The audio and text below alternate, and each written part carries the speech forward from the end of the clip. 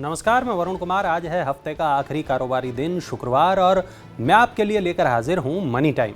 यहां हम बताएंगे आज आपको दिन की वो सभी बड़ी और ज़रूरी खबरें जिनका सीधा संबंध है आपके साथ, आपकी जेब के साथ और आपकी ज़िंदगी के साथ। होम लोन वालों की मुश्किलें बढ़ने वाली हैं क्योंकि आरबीआई बढ़ा सकता है रेपो रेट। भारतीय रिजर्व बैंक अप्रैल में महंगाई दर के 8 साल के उच्चतम स्तर 7.79% पर पहुंचने के बाद चालू वित्त वर्ष में रेपो रेट में 1% की वृद्धि कर सकता है।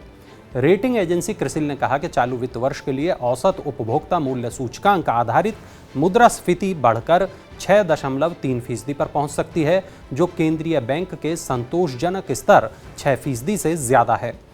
रिजर्व बैंक ने इस महीने की शुरुआत में बढ़ती महंगाई को रोकने के लिए रेपो रेट को 0.4% बढ़ाकर 4.40% कर दिया था।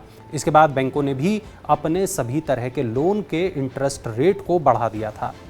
अब महंगाई में तेजी से बढ़ोतरी होने के चलते रेपो रेट में और इजाफा हो सकता है और इसका मतलब ये है कि लोगों के लोन की ईएमआई अब और बढ़ सकती है। अगर आपने एलआईसी हाउसिंग फाइनेंस से होम लोन ले रखा है तो ये खबर आपके लिए बहुत ज़रूरी है। एलआईसी हाउसिंग फाइनेंस ने चुनिंदा कर्जदारों के लिए होम लोन पर ब्याज दरें 20 आधार अंक बढ़ाकर 6.7% से 6.9% कर दी हैं। नई दरें शुक्रवार से प्रभावी हो गई हैं। कंपनी का कहना है कि जिन कर्जदारों का सिबिल स्कोर 700 या इससे ज़्यादा है, उनके लिए दरों में वृद्धि केवल 20 आधार अंकों तक सीमित है और जिन ग्राहकों का सिबिल स्कोर 700 से कम है, उनके लिए अधिकतम वृद्धि 25 आधार अंक की गई है और नए ग्राहकों के लिए ये 40 आधार अंक है। कंपनी का कहना है कि घर खरीदारों की आकांक्षाओं का ख्याल रखते हुए फंड की लागत बढ़ने के बावजूद उसने होम लोन दरों को स्पर्धी रखा है। केंद्रीय कर्मचारियों के लिए खुशखबरी है, सरकार घर खरीदने के लिए राहत देगी। सरकार ने केंद्रीय कर्मचारियों को बड़ी राहत दी है। सरकारी कर्मचारियों को घर बनाने के लिए हाउस बिल्डिंग एडवांस के लिए एडवांस की ब्याज दर को 7.9% से घटाकर 7.1% कर दिया है। सरकार के इस कदम से केंद्रीय कर्मचारियों को अपना घर खरीदने में राहत मिलेगी। सरकार ने 1 अप्रैल 2022 से 31 मार्च 2023 तक के लिए कर्मचारियों को घर बनाने, घर या फ्लैट खरीदने के लिए एडवांस के ब्याज में कटौती की है। अब उन्हें 0.8% कम ब्याज देना होगा। आवास और शहरी मामलों के मंत्रालय ने ऑफिस मेमोरेंडम जारी कर होम लोन एडवांस की ब्याज दरों में कटौती की जानकारी शेयर की है। सरकारी कर्मचारी घर के लिए सरकार से 24 महीने का बेसिक वेतन या 25 लाख रुपए तक एडवांस ले सकते हैं। क्रिप्टो निवेशकों को तगड़ा झटका लगा है।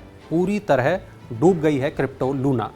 क्रिप्टो करेंसी लूना में 100% की गिरावट आने के बाद भारतीय क्रिप्टो एक्सचेंजों ने इसे अपने प्लेटफॉर्म से डीलिस्ट कर दिया है, यानी हटा दिया है।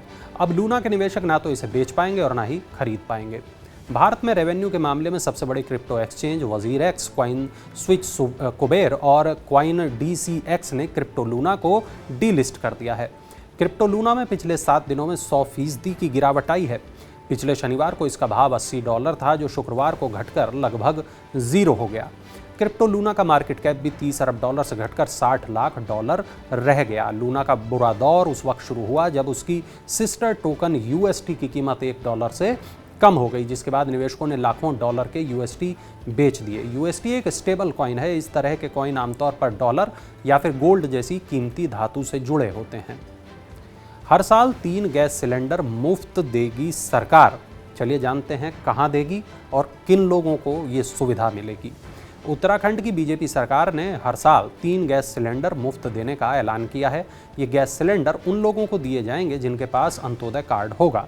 चंपावत जिले में उपचुनाव से ठीक पहले सरकार ने मुफ्त गैस सिलेंडर देने का ऐलान किया। यही वजह है कि कांग्रेस पार्टी इस फैसले का विरोध कर रही है। मुफ्त गैस सिलेंडर देने का फैसला राज्य की कैबिनेट बैठक में लिया गया। उत्तराखंड में कुल 1,84,142 लोगों के पास अंत्योदय कार्ड है। सरकार के इस फैसले से इन तमाम लोगों को फायदा होगा। टेस्ला की इलेक्ट्रिक कार का इंतजार करने वालों के लिए एक बुरी खबर है। कंपनी ने टाली भारत आने की योजना। इलेक्ट्रिक कार बनाने वाली दुनिया की सबसे बड़ी कंपनी टेस्ला इंक ने भारत में अपनी इलेक्ट्रिक कारों को बेचने की योजना को फिलहाल रोक दिया है। कंपनी ने शोरूम खोलने के लिए जगह की तलाश को भी रोक दिया है। भारत में टेस्ला के कुछ कर्मचारियों ने इस्तीफे देना भी शुरू कर दिया है।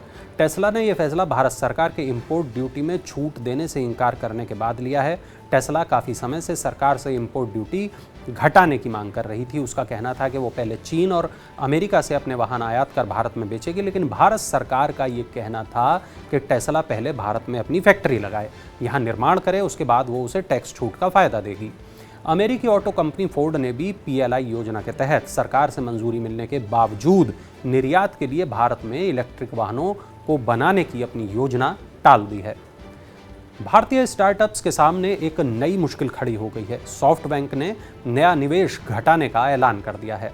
इस साल भारतीय स्टार्टअप्स के लिए निवेश का जो मानसून है वो सूखा रहेगा। भारत के कंज्यूमर इंटरनेट आधारित स्टार्टअप्स में सबसे ज़्यादा निवेश करने वाले निवेशकों में से एक सॉफ्टबैंक ने कहा है कि इस साल वो बहुत कम निवेश करेगा। ये नया निवेश 2021 में किए गए कुल निवेश का आधा या 1/3 रह सकता है। दरअसल यूक्रेन और रूस के बीच चल रहे युद्ध ने दुनिया भर में अनिश्चितता को बढ़ा दिया है। महंगाई और मैक्रो इकोनॉमिकम फैक्टर्स की वजह से निवेशक डरे हुए हैं, वो अपने पैसे निकाल रहे हैं। इससे दुनिया भर में टेक्नोलॉजी कंपनियों के शेयरों में भारी गिरावट आ रही है और इस वजह से पिछले साल सॉफ्टबैंक को $26 अरब का भारी नुकसान हुआ है।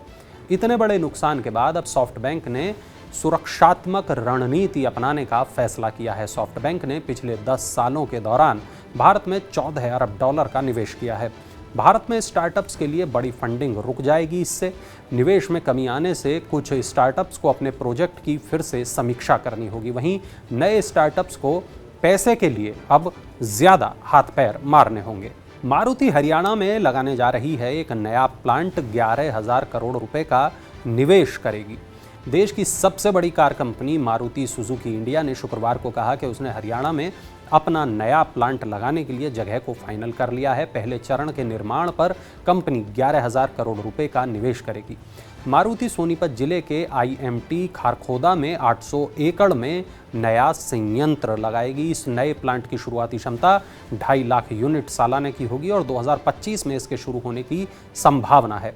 मारुति के हरियाणा और गुजरात संयंत्रों की कुल मौजूदा उत्पादन क्षमता 22 लाख यूनिट सालाना की है। चलिए अब नज़र डालते हैं IPO अपडेट्स पर, जानते हैं क्या कुछ चल रहा है IPO की दुनिया में। सरकार ने LIC शेयर के लिए 949 रुपये का इश्यू प्राइस तय किया है।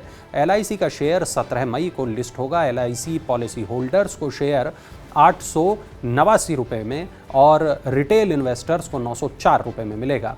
LIC का IPO 4 मई को खुलकर 9 मई को बंद हुआ था। इसके शेयरों का आवंटन 12 मई को किया गया था। वीनस पाइप्स एंड ट्यूब्स का IPO 13 मई की शाम तक 16.28 गुना अधिक सब्सक्राइब हुआ। वीनस पाइप्स का IPO बंद हो चुका है और सभी की निगाह इसके शेयरों के अलॉटमेंट पर होगी। कंपनी को रिटेल निवेशकों के लिए आरक्षित हिस्से में करीब 19 गुना अधिक बोलियां मिली। ये थी आज की तमाम बड़ी खबरें, वो खबरें जो डालती हैं आपकी जेब और ज़िंदगी पर असर। और चलते चलते आप हमारा ये खास इन्फोग्राफिक देखिए।